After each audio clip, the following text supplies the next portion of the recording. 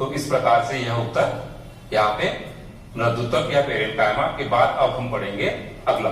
अब हम देखते हैं क्रियाकलाप। इस क्रियाकलाप में करने के लिए हमें एक रियो की ताजा पत्ती को लेना है। किसकी? रियो की। रियो की पत्ती क्या होती है? रियो आपने अधिकतर बगीचे में या गार्डन में आपने इस प्लांट को, इस पौधे को देखा होगा। इस पौधे की पत्ती थोड़ी मांसल होती है, मोटी होती है। इस पत्ती को दबाव लगा के हमें इस प्रकार तोड़ना है कि इसके पत्ती के ऊपर का छिलका निकल जाए तथा अंदर का जो भाग है उसको छिलका हटा के हमें उस पेट्री डिश में डाल देना है। इस प्रकार की एक पेट्री डिश है। इस पेट्री डिश में पानी भरा हुआ है तथा उसको, उस पत्ती के भाग को हमने इसमें पेट्री डिश में डाल दिया तथा उसके बाद उसमें हमें सेफ्रेनिक विलियन की इसमें कुछ बूंदे डाल देना चाहिए ताकि वो अच्छे से अभिरंजित हो जाए। फिर 2 मिनट बाद में हम उस भाग को, पत्ती के भाग को हमें कवर स्लिप में, क्या कवर स्लिप में, इस प्रकार की कवर स्लिप में हमें उसको सावधानी पूर्वक रख देना है तथा उसके ऊपर ग्लिसरीन की 2 बूंदे डालने के बाद हमें कवर स्लिप उस पर सावधानी पूर्वक रख दे ताकि कोई एयर बबल ना रहे।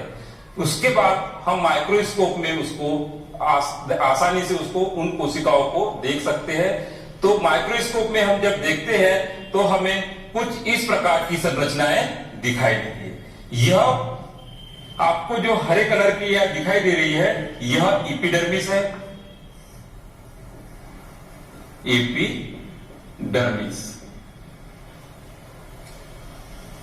ये जो आपको दिखाई दे रही है लाल कलर की, जो वृक्क के आकार की संरचना दिखाई दे रही है या सेम के बीज के समान संरचना दिखाई दे रही है, इसको बोलते हैं हम रक्षी कोशिका। रक्षी कोशिका। और ये दिखाई दे रही है, ये संरचना है स्टोमेटा। स्टोमेटा, क्योंकि एपिडर्मिस की बात हम पहले कर चुके थे, यह पृष्ठ भाग का संरचना है और यह पार्श्व भाग की संरचना है। यहां पे जो दिखाई दे रही है यह भी रक्षी कोशिका है। यहां पे देखिए कि यह रक्षी कोशिका जो पार्श्व साइड का यह संरचना है, एपिडर्मिस का बाहरी भाग है। और यहां पे यह सामने वाला जो भाग है यह क्या है? पृष्ठ भाग है। पृष्ठ मतलब ऊपर वाला भाग। अब इस संरचना में हमें स्टोमेटा स्पष्ट रूप से दिखाई दे रहा है। स्टोमेटा को ये चारों तरफ से इस तरह से ये अर्ध चंद्राकार या ये बोल सकते हैं कि वृत्त के आकार की संरचना है जिसको हम रक्षी कोशिका कहते हैं।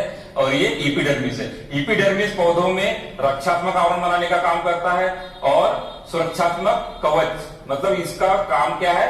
पौधे को रक्षात्मक आवरण प्रदान करने का इसका प्रमुख काम है। क्योंकि ये पत्ती की संरचना है तो पत्ती में, एपिडर्मिस में एक संरचना दिखाई देती है जिसको हम स्टोमेटा कहते हैं। यह स्टोमेटा पौधे में 2 प्रकार के प्रमुख काम होते हैं। पहला काम इसका स्टोमेटा के कार्य, स्टोमेटा के कार्य क्या करता है? पहला, यह गैसों का आदान प्रदान करता है। आदान प्रदान करता है तथा दूसरा काम क्या है इसका? यह वाष्पोत्सर्जन का काम करता है। वाष्पोत्सर्जन। वाष्पोत्सर्जन का मतलब क्या होता है? वाष्प के रूप में पानी का निकलना। वाष्प के रूप में पानी का निकलना, ये इसका प्रमुख काम है। तो ये 2 काम, गैसों का आदान प्रदान, जो पौधे में विभिन्न प्रकार की गैसों का, जैसे पौधा क्या कार्बन डाइऑक्साइड लेता है और ऑक्सीजन छोड़ता है, तो यह प्रमुख रूप से स्टोमेटा के द्वारा यह कार्य होता है। दूसरा कार्य जो वाष्पोत्सर्जन होता है, जो कि वाष्प को पानी के रूप में स्टोमेटा अब पौधे से बाहर निकालने का काम करता है, जिससे कि पौधे के अंदर जल का नियमन होता है, अर्थात पानी की जो मात्रा का बने रहना, एक उसके अनुकूलतम और मतलब जितने पानी की आवश्यकता होती है उतने पानी को बनाए रखने के लिए यह वाष्पोत्सर्जन की क्रिया पौधे में होती है। तो इससे क्या होता है, इसका प्रमुख यहाँ पे नोट लिखते हैं कि वाष्पोत्सर्जन से पौधे में जल का नियमन होता है, जल का नियमन होता है। तो इस तरह से यह स्टोमेटा की संरचना है। यह क्वेश्चन काफी महत्वपूर्ण भी है क्योंकि इसमें दो प्रमुख क्रियाएं हो रही है, गैसों का आदान प्रदान और दूसरा वाष्पोत्सर्जन। क्वेश्चन कभी ये भी आता है कि पौधों में वाष्पोत्सर्जन की क्रिया कौन करता है, वो लिख सकते हो।